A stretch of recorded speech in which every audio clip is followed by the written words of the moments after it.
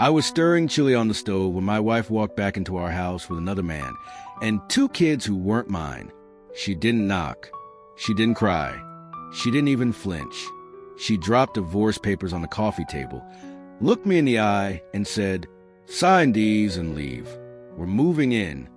After 16 years of marriage, that was her grand return. Tried to evict me from the home I built, while her new boyfriend made himself comfortable in my kitchen. But what she didn't know, what neither of them knew, was that I'd been silent for a reason, and I wasn't about to go quietly. Welcome to Reddit Stories. This is a place where we share real stories from anonymous Reddit users.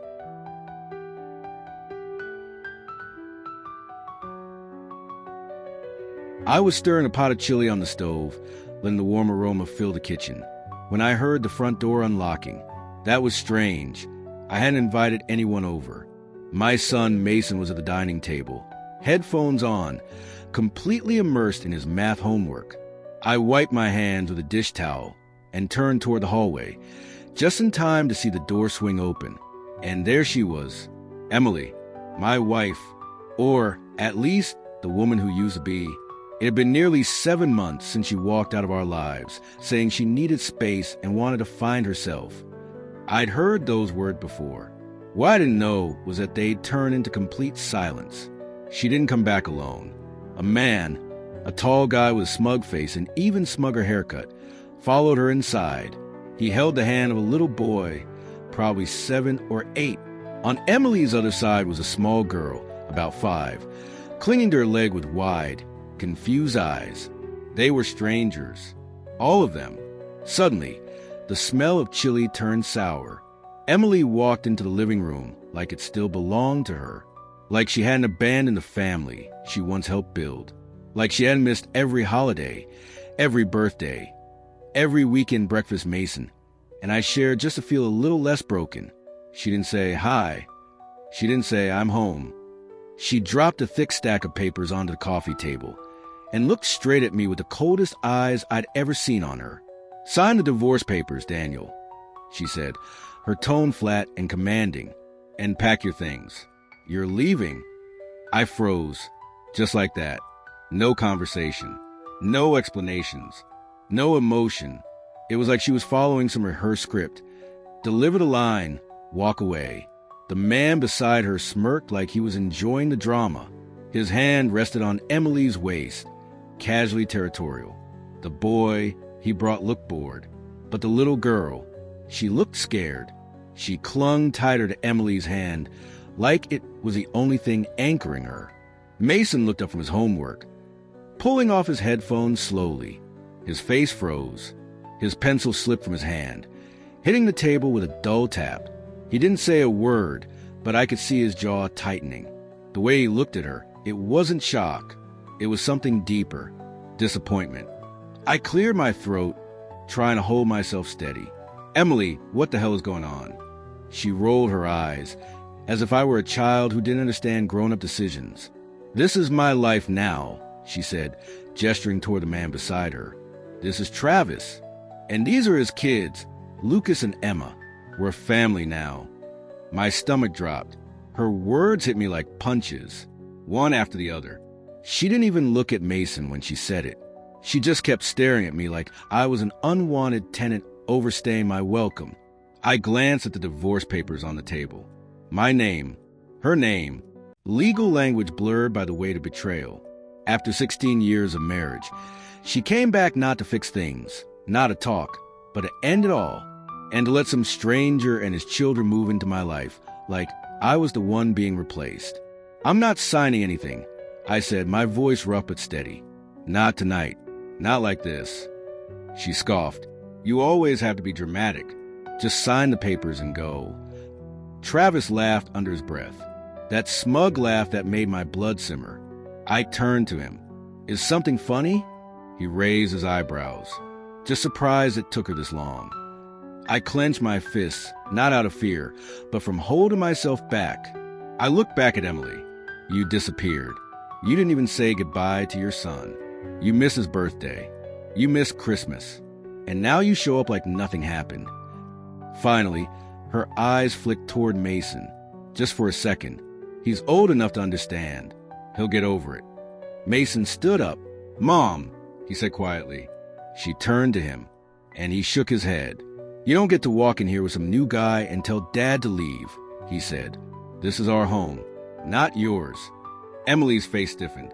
Don't start with me, Mason. You don't know how hard this has been. You mean while you were off playing happy family with someone else's kids? His voice didn't rise, but the words cut deep. I was proud of him, and it hurt, too. He shouldn't have had to stand up like that. Not at his age. I stepped between them. This conversation's over. I said, if you want a divorce, we'll go through the court. But you don't get to barge in here and kick us out. Travis opened his mouth to speak, but Mason beat him to it. You're not my dad, he said, locking eyes with Travis. Don't even try. That shut him up. Emily looked like she was scrambling for words, but she had none left. Not anymore. I turned to her one last time. Whatever plan you had, whatever script you rehearsed, you can rip it up. This isn't going to go the way you thought. She said nothing. Her lips pressed together tightly. Travis stood behind her, awkward, unsure now. Mason walked over and stood beside me, tall and proud. We weren't broken. We weren't finished. This was just the beginning.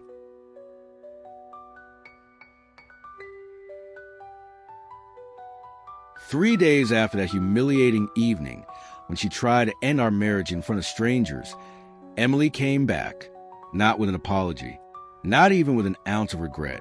No, she came with boxes. Mason and I were in the living room.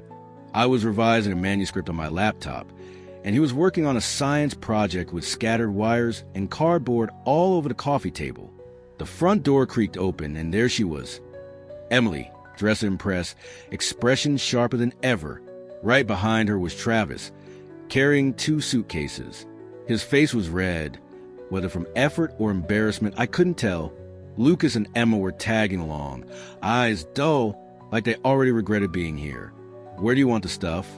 Travis asked Emily like he was moving into a hotel. Before she could respond, I stood up. Don't unpack. Emily crossed her arms. We're staying here until things are sorted out. You need to leave, I said, calm but firm. This isn't your house anymore. She let out a bitter laugh. Don't be ridiculous, Daniel. My father gave us this house, remember? It's as much mine as it is yours.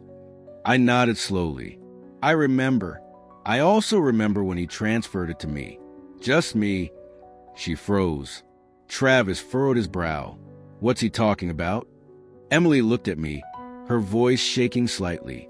You're lying. He would never do that. I walked to the drawer near the kitchen, pulled out a folder I prepared for this exact moment, and handed it to her. Title deed, transferred, signed, notarized. Your dad handed this house over to me 2 years before he passed away. She snatched the folder and started flipping through the pages. Her eyes widened with each one. This isn't real, she muttered. It's filed with the county clerk, I said. You can check it yourself.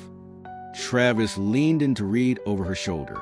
His face shifted from skeptical to confused, then to clearly annoyed. You didn't tell me he owned the house. I didn't know, Emily snapped. My dad told me it was a wedding gift. And then he changed his mind. I said, around the time you stopped visiting him, stopped answering his calls.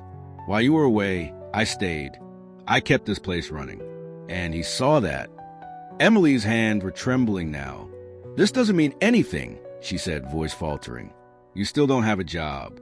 You still rely on what? I cut in. Because I raised our son while you were out building your new life. Because I kept the lights on, cooked every meal, and patched every wall you never looked at. Mason stood now, quiet, steady. He walked up beside me. You've been gone, Mom, he said softly. Dad didn't rely on anyone. He made sure I had everything I needed. You weren't here. She opened her mouth, but nothing came out. Then Mason added, and you thought he was weak. You never saw what he was holding together while you were off pretending to be someone else. Emily looked at him like he was speaking a foreign language. I turned back to her. This isn't your home anymore. Not legally, not emotionally, Not anything. Travis looked around the room, now clearly uncomfortable. Maybe we should go, Emily. We're not going anywhere, she barked. We have a right to be here. Travis hesitated. You said you owned the place, that he was broke. Well, clearly I was wrong, she hissed. Lucas tugged on Travis's sleeve. Can we leave? He nodded slowly. Yeah, we're not staying where we're not welcome. Emily glared at him. You're just going to walk out on me? He didn't answer. Just turned around, motioned for the kids to follow him, and walked out the door. Emily stood in the center of the room, defeated, confused, and furious. You think you've won, don't you? She whispered. No, I said. I think I finally stopped losing. She clenched her fists. You'll regret this. No, Mason said before I could reply. You will? That shut her up. She stormed out without another word. When the door slammed shut, the house seemed to exhale with us. That night, Mason and I had dinner in silence. Leftover lasagna. Nothing fancy, but it felt right. It felt safe. For the first time in a long time, the house didn't feel like a place we were surviving in. It felt like a home again. Emily thought she could come back and take everything.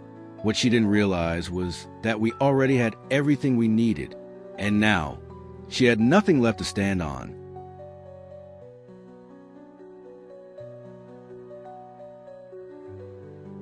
I thought Emily would back off after the court dismissed her first attempt to contest the divorce agreement. I was wrong. 3 days later, I got a text from an unknown number. We need to talk. Meet me at the cafe near Mason School. 4 p.m. I knew it was her. I didn't go out of anger or even curiosity. I went because I wanted to hear what else she could possibly say. She was already sitting there when I arrived, dressed in her usual business-perfect clothes, sunglasses on, posture tight. She looked more like a lawyer than the woman I once knew. I want to renegotiate, she said the moment I sat down. I raised an eyebrow. We've been divorced for weeks, Emily. That agreement isn't fair, she snapped. You hid your assets. You didn't disclose the royalties from the book. I leaned back in my seat. You mean the royalties you waived claim to? The ones spelled out page by page in the disclosure section you didn't read? She slammed the folder on the table. I was rushed. You took advantage of me. I gave her a long look. You were the one rushing. You told your lawyer to push it through, remember? Because you had better things to build. She pulled out a printout, highlighted sections of the divorce agreement, and pointed at it like it was a trap I'd laid. No alimony, no shared assets, no claim to intellectual property, she read. You can't possibly think a judge would let this stand. Emily, I said calmly, you already stood before a judge. The agreement was notarized, approved, filed, and finalized. You signed it. That ship has sailed. You're bluffing. No, I was just paying attention. I pulled out my phone, opened the scanned PDF, and slid it across the table. Her signature stared back at her, plain as day. Dated. Witness. Final. She looked up at me. I gave up millions. No, I said. You walked away from it, without even bothering to read. She was silent. Then she whispered, I'll sue.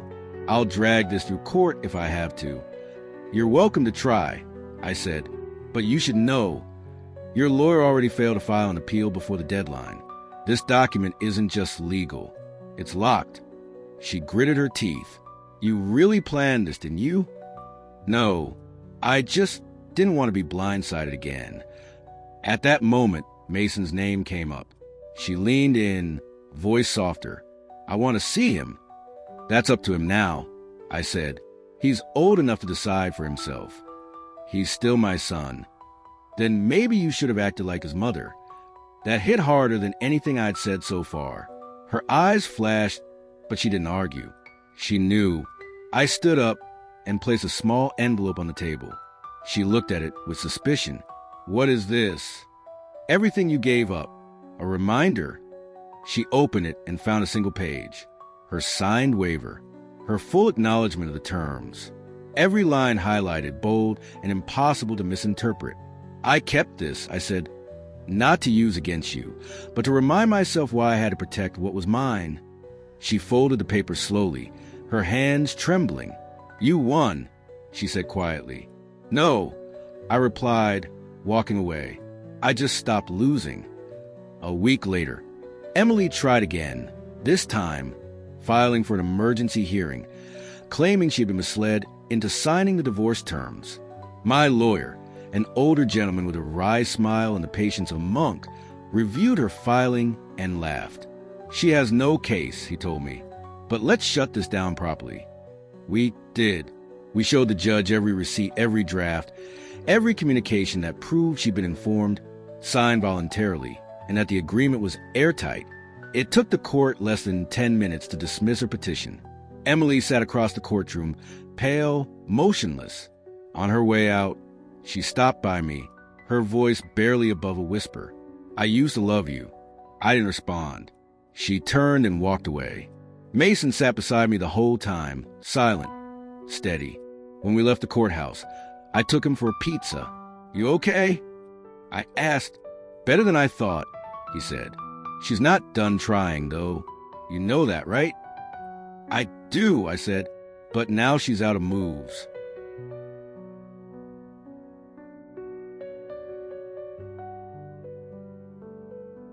I thought Emily had finally accepted her loss after the court shut down her appeal.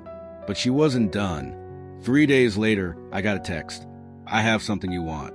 Meet me at the cafe near Mason School. 4 p.m. No name, but I knew who it was. When I arrived, she was already there, sitting in a corner booth. Designer coat, perfect makeup, sunglasses that barely hid the exhaustion in her posture. Her fingers tapped impatiently against the table. "I want to negotiate," she said as soon as I sat down. I gave her a look. "You already signed everything. The court upheld it. There's nothing left to negotiate." She leaned forward. "It's about my name, my career. People are talking, Daniel. My company is asking questions. I want you to keep everything quiet." I leaned back. "You mean you want to save face?" She didn't deny it. "Yes, I made mistakes, but I don't deserve to be humiliated over them. I have a reputation to protect. And I have a life to protect," I said calmly. "My son, my work, everything you try to walk in and take." She didn't respond, just stared at me, waiting. I placed a folder on the table. "What's this?" she asked. "Insurance." Inside were all the things I collected and never used. Hotel receipts from out-of-town conferences, photos of her and Travis from years ago, overlapping flight bookings, and even emails she forgot to delete from a shared cloud. "You investigated me?" she whispered. "No," I said quietly. "I lived with you. I noticed." She opened the folder slowly, her hands trembling now. Her face went pale as she read. "You kept all of this?" "I never intended to use it," I said, "until you forced my hand." She looked up, voice shaking. "What do you want?" I slid a second document toward her. A formal statement. No more appeals, no more asset claims, no press, no contact with Mason unless he agreed. And if I don't sign, I looked her straight in the eyes. Then I go public, with everything. She didn't speak for a long time. Then she picked up the pen, signed the document, and slid it back toward me. "I never thought it would be you," she said bitterly. "The quiet one." "That's the thing about quiet people," I said, standing. "We don't need to shout to win. We just wait." That night, Mason sat next to me on the couch. I handed him a copy of what she'd signed. He read it carefully, setting it down afterward with a heavy breath. "When did you know?" he asked. "About her and Travis?" 3 years ago. "Why didn't you tell me?" "Because you still needed a mother, and I wasn't ready to let you see the worst." He nodded. "You're good at being silent." I smiled faintly. Sometimes silence is the strongest thing we have. A few weeks later, I heard that Travis had left her, packed up and disappeared. His kids went back to their mother. Emily, she stayed behind alone. Her once promising job had been reduced to a desk in the corner of an office she used to manage. She wasn't fired, but she was forgotten. I didn't feel joy. I just felt done. Mason didn't bring her up. Not often. but I knew he thought about her. I'd see him sitting quietly sometimes, flipping through a book I'd written, lost in thought. One night, while I was washing dishes, he came into the kitchen. "I want to write," he said suddenly. I turned around. "Right, yeah. If I ever write a story," he said, "it'll be about a man who didn't say much but saw everything." I looked at him. This young man who used to be a boy struggling to understand why his mother never came home. "You're ready?" I said. "Tell it your way." And he would, one day.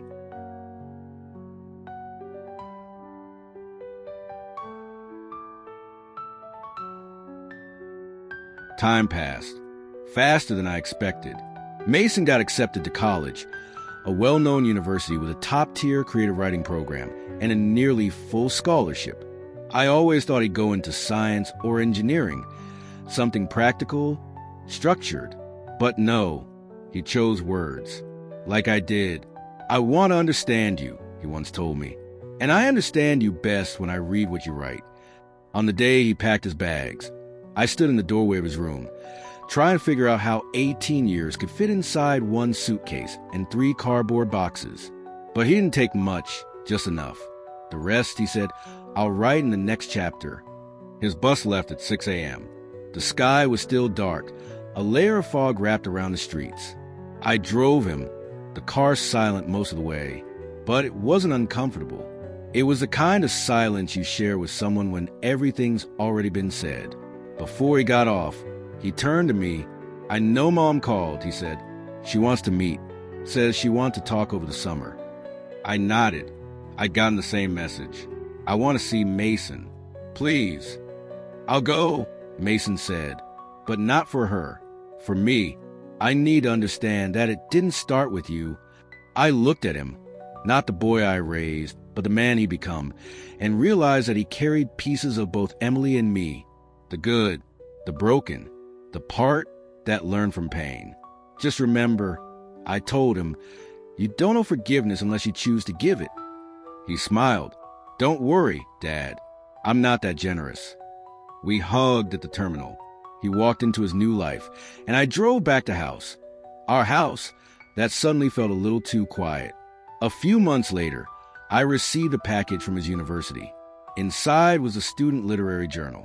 Mason's first story was printed in it. The title? The Watcher.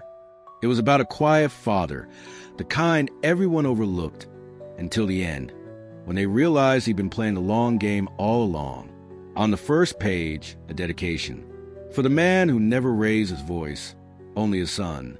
I set the journal on my desk, next to the manuscript I was working on, not as a trophy, just as a reminder that every moment I'd stayed silent, endured and held the line had finally found its voice. In him. I later heard Emily was still working, but quietly out of the spotlight she used to love. Travis had left her for good. His kids lived with their mother. Emily was alone. She still sent child support checks, though they were no longer required.